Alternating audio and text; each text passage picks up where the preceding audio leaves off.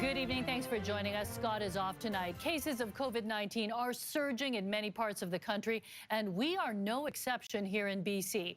New records were set yet again today with no end to the second wave in sight.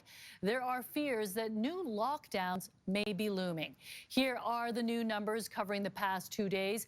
1,130 new cases since Tuesday, raising the total above 20,000. There have been 4 new deaths, pushing that total to 288. And there are now nearly 5,800 active cases, the highest active caseload the province has ever seen. That total includes 155 people in hospital, also a record.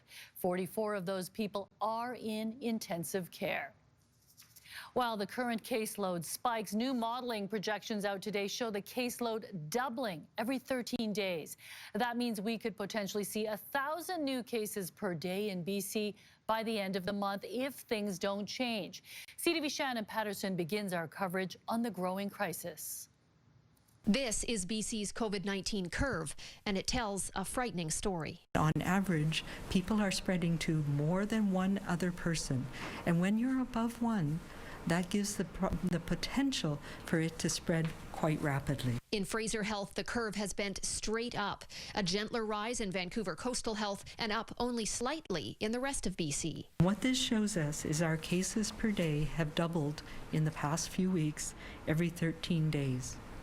So that again is another measure that tells us we're accelerating the numbers of cases in our community, and we're having challenges breaking those chains of transmission through our case and contact tracing. Hospitalizations and ICU numbers, which began to drop in April, have been rising dramatically since September. Again, there are stark regional differences. The orange line represents Fraser Health, the red line, Vancouver Coastal. And what we're seeing now is spillover into older age groups where people are more vulnerable. Dr. Henry showed several slides of real cases that illustrate how one COVID-positive person can spread the virus far and wide. This was just one person positive at a fitness class.